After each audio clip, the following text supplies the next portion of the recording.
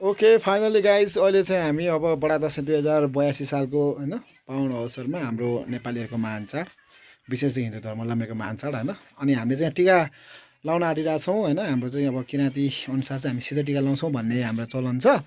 जस अन्त चाहिँ अब हाम्रो यहाँ बजुले टिका लगाइदिँदैन हुन्छ हाम्रो घरको सबैभन्दा जेठो सदस्य जेठो छोरालाई टिका लगाइदिनु हुन्छ अनि फेरि बुवाले चाहिँ हामीलाई फेरि पछि लगाइदिनु हुन्छ बजुले पनि लगाइदिनु हुन्छ अहिले चाहिँ बुवाबाट स्टार्ट भइरहेछ है टिका होइन पहिलो टिका यो हाम्रो चाहिँ 20 रुपियाँ मात्रै दिँदा पनि हुन्छ धेरै पनि दिनु पर्दैन ल ठिक हाम्रो बजुले चाहिँ अब लगाइसक्नु भएको छ अनि अब हाम्रो यहाँ ओके फाइनली गाइज अब म चाहिँ होइन हाम्रो पुस्ताको जेठो नाति भएको नाताले चाहिँ सबैभन्दा पहिलो टिका चाहिँ मलाई लगाइदिनुहुन्छ बजुले अनि यहाँ हाम्रो अहिले हाम्रो बजुहरूको हाम्रो बजुको चाहिँ दर्जनौँ नाति नातिनीहरू पनातिनीहरू हुँदा हामी चाहिँ केही भएका सीमित मतलब बाहिर छन् कोही कता कता छन् होइन हामी चाहिँ अब यहाँ भेला भएका जतिले चाहिँ टिका लाउने प्रयास टिका लाउने चाहिँ हाम्रो जारी छ होइन अब पहिलो टिका जेठो नाति भएको हैसियतले म लाउँदैछु त्यस पछाडि अब नातिनीहरू लगाइदिनुहुन्छ बजुले त्यसपछि हाम्रो बुवाले लगाइदिनुहुन्छ गाइजहरू ल अब बजुले चाहिँ टिका लगाइदिनुहुन्छ है हामीलाई बजु लगाइदिनु मलाई पहिला लाउनु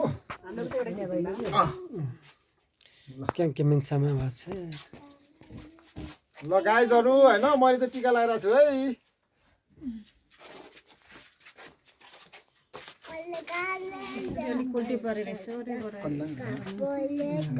सबैलाई लगाइदिनु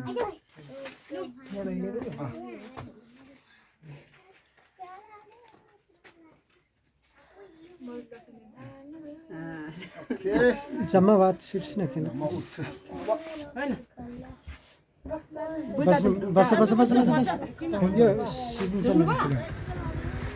गाइज फाइनली मैले टिका लगाइदिइसकेँ अब हाम्रो भएमध्येको हाम्रो अहिले तत्कालको लागि चाहिँ हाम्रो जेठी नातिनीको रूपमा चाहिँ हाम्रो होइन अनुजा बहिनीले टिका लगाउँदै हुनुहुन्छ हाम्रो बजुले ठिक छ त्यस पछाडि हाम्रो यता बजुले हाम्रो दक्षिणासहित आशीर्वाद दिँदै हुनुहुन्छ होइन विशेष गरेर हामी चाहिँ यो आशीर्वादको लागि चाहिँ हाम्रो टिकालाई चाहिँ विशेष रूपमा मान्दै आएका छौँ हाम्रो अब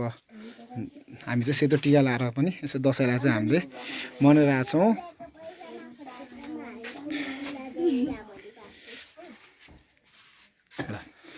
अब यता हाम्रो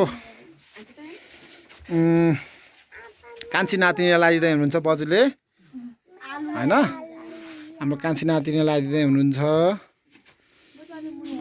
यहाँ हाम्रो फ्यामिलीको कान्छी नातिनी सबैभन्दा कान्छी नातिनी उहाँ चाहिँ माइला पुस्ताबाट हुनुहुन्छ है हामी चाहिँ 3 पुस्तामध्ये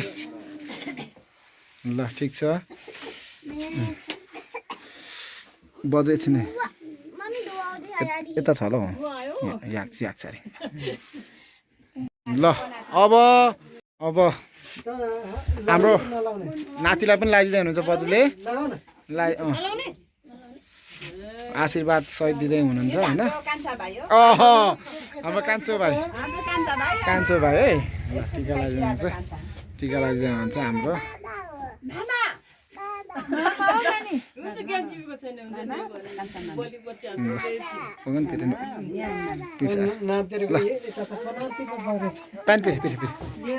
ल ठिक छ ओके अब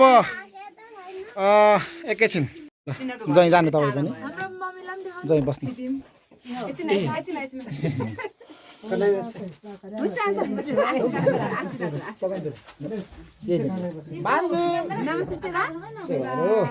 ल जहीँ बस्नु त जहीँ बस्नु जानु त जहीँ बस्नु गाडी नै छ होइन अब हाम्रो चाहिँ अब हाम्रो माइला पुस्ताबाट चाहिँ जेठो हाम्रो ज्वाइँ हुनुहुन्छ ज्वाइँलाई चाहिँ बजुको तर्फबाट यहाँ छ लगाइदिनु टिका लगाइदिनु पहिला हुनुहुन्छ सम्म यो उहाँहरूलाई ल कापिने टिका लगाइदिनु पहिला ल अब हाम्रो ज्वाइँलाई यहाँ टिका लगाइदिँदै हुनुहुन्छ बजुले हाम्रो चाहिँ ज्वाइँ हुनुहुन्छ उहाँ चाहिँ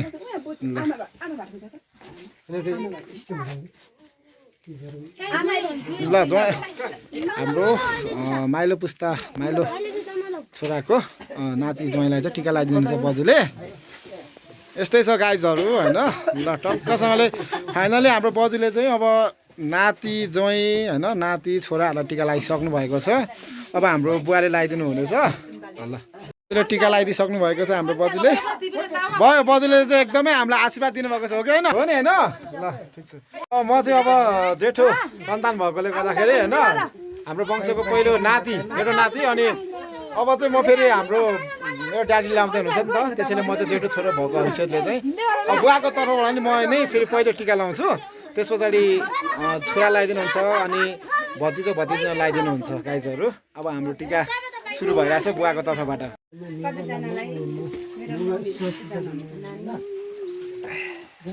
फिदिममा बस्ने मेरो दिदीलाई चाहिँ धेरै धेरै सम्झना छ अनि हाम्रो कुवेतमा बस्ने भाइलाई पनि नातिनी हाँसो त नातिनी ल फाइनली गाइस बाजे त कस्तो बोल्दै बाजे त अब के भन्नु र मलाई दाजुले टिका लाउँदै हुनुहुन्छ नानी त हेर भाइहरू यता जेठा छोरा उता कान्छा हजुर ला ल तुम्बा पनि ह्यान्डसम हुनुहुन्छ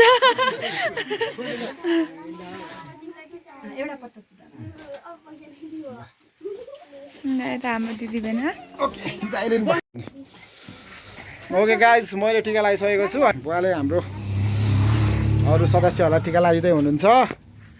ल आशीर्वाद पनि दिँदै हुनुहुन्छ विशेष गरेर चाहिँ हाम्रो यो बडा दसैँको उपलक्ष्यमा आशीर्वाद छ हाम्रो होइन अनि अब ठुलो बडाबाट चाहिँ हामीले आशीर्वाद चाहिँ सबैभन्दा ठुलो हाम्रो लागि त आशीर्वाद हो नि त हामीले चाहिँ आशीर्वाद प्राप्त गर्दैछौँ उहाँहरूले पक्कै पनि हामीलाई चाहिँ सुस्वास्थ्य दीर्घायु अनि उत्तर प्रगतिको कामनाको निम्ति चाहिँ उहाँहरूले आशीर्वाद दिँदै हुनुहुन्छ मतलब हुँदै हुनुहुन्छ हाम्रो